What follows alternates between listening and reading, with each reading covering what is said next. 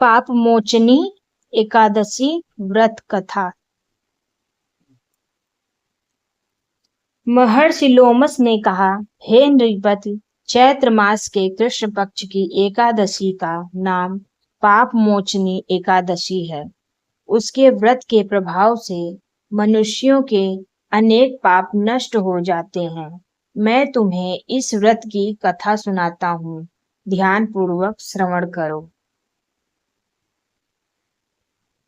प्राचीन समय में चैत्र रथ नामक एक वन था।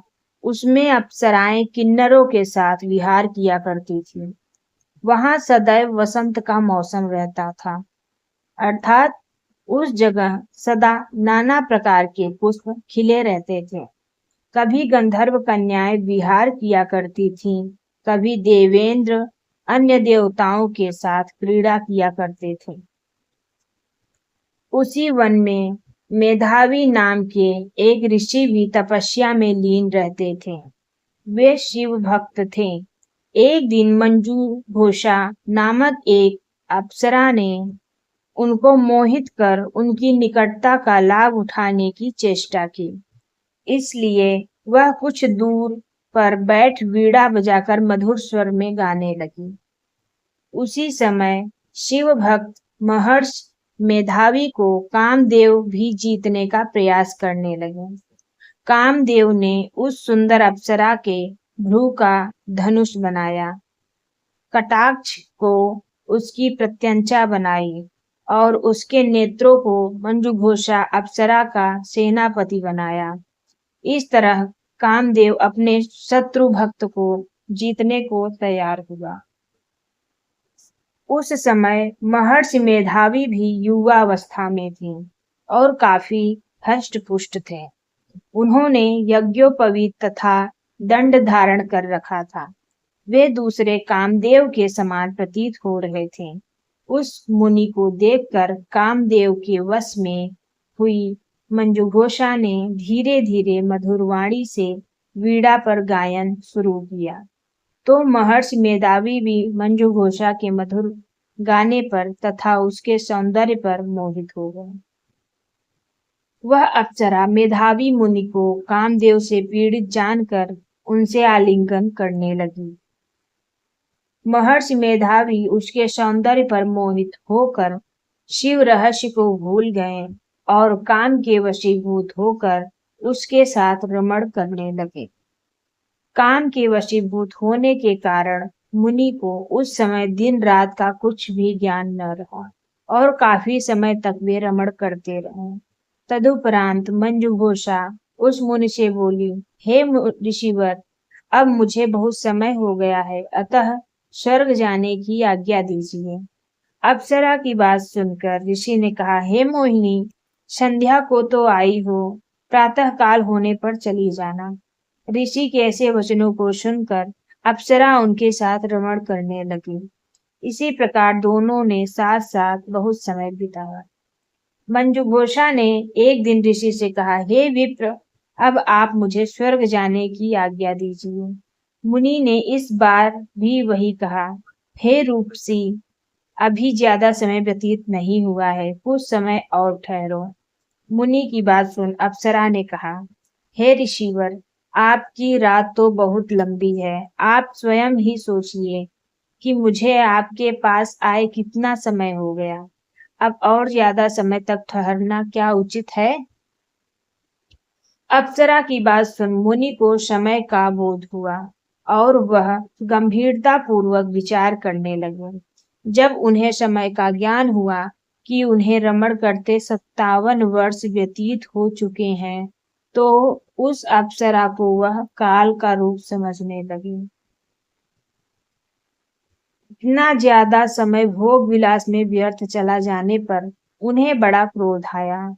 अब वह भयंकर क्रोध में जलते हुए उस तपनाश करने वाली अप्सरा की तरफ भ्रिकुटी तान कर देखने लगे।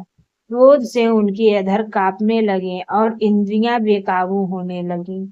क्रोध से थरथराते स्वर में मुनि ने उस अप्सरा से कहा, मेरे तप को नष्ट करने वाली दुष्टा, तू महापापिन और बहुत ही दुराचारिणी है।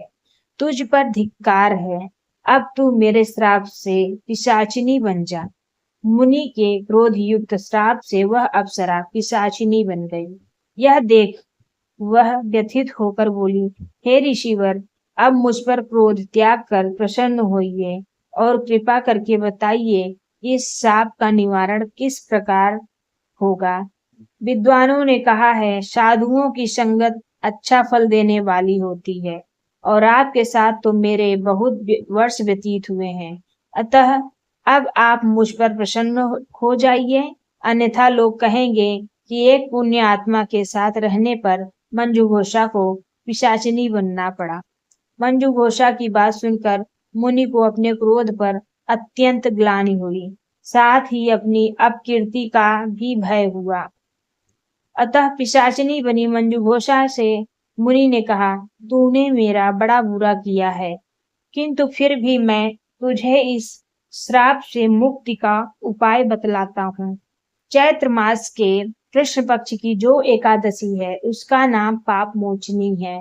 उस एकादशी का उपवास करने से तेरी पिशाचिनी की देह से मुक्ति हो जाएगी। ऐसा कहकर मुनि ने उसको व्रत का सब विधान समझा दिया। फिर अपने पापों का प्रायश्चित करने के लिए वे अपने पिता च्यवन ऋषि के पास गए।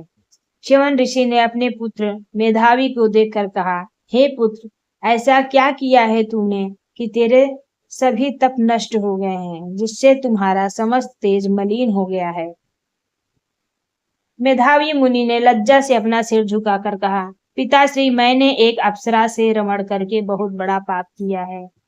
इसी पाप के कारण संभवतः मेरा सारा तेज और मेरे तप नष्ट हो गए हैं। कृपा करके आप इस पाप से छूटने का उपाय बतलाइए। ऋषि ने कहा, हे पुत्र, तुम चैत्र माह के कृष्ण पक्ष की पाप मोचनी एकादशी का विधि तथा भक्ति पूर्वक उपवास करो।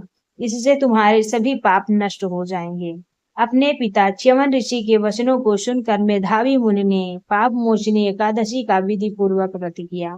उसके प्रभाव से उनके सभी पाप नष्ट हो गए। मंजू घोषा अप्सरा भी पाप मोचनी एकादशी का उपवास करने से पाप मोचनी की देह से छूट गई और पुनः अपना सुंदर रूप धारण कर स्वर्गलोक चली गई। लोमश मुनि ने कहा, हे राजन, इस पाप मोचनी एकादशी के प्रभाव से समस्त पाप नष्ट हो जाते हैं। इस एकादशी की कथा के श्रवण व पठन से 1000 गौदान करने का फल प्राप्त होता है। इस उपवास के करने से ब्रह्म हत्या करने वाले, स्वर्ण चुराने वाले, मद्यपान करने वाले, अगम्यागमन करने वाले आदि भयंकर पाप भी नष्ट हो जाते हैं और अंत में स्वर्ग लोक की प्राप्ति होती है।